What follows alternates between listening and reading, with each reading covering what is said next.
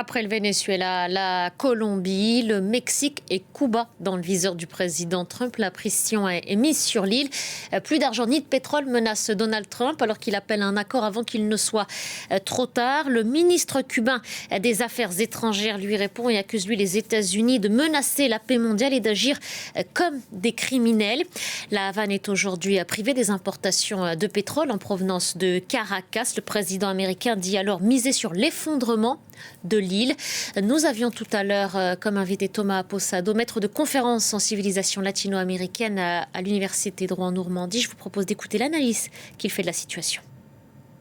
Cela fait depuis les années 60 que les gouvernements états-uniens essayent de faire tomber le gouvernement de Fidel Castro, puis de Raúl Castro, puis de Miguel Díaz-Canel, sans succès. On a eu une douzaine sans doute de présidents états-uniens depuis cette date, depuis Kennedy, sans qu'il y ait un changement dans l'île à Cuba. Et on sait que c'est l'agenda politique de Marco Rubio. Marco Rubio est un fils d'émigrés cubains qui a fondé sa carrière politique en Floride, auprès de la communauté cubaine de Floride, donc d'exilés qui souhaitent un changement de régime à Cuba. Et c'est le leitmotiv depuis ses premières années comme sénateur de Floride.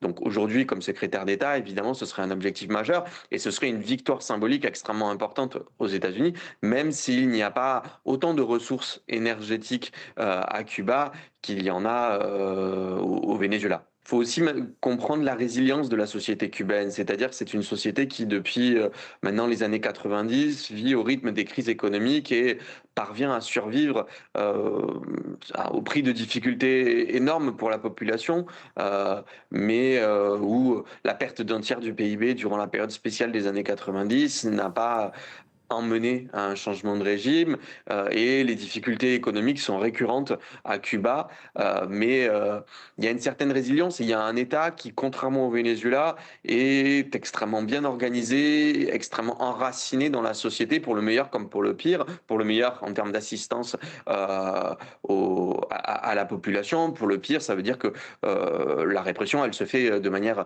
extrêmement localisée, que l'État connaît très précisément chaque dissidence auprès de ses citoyens.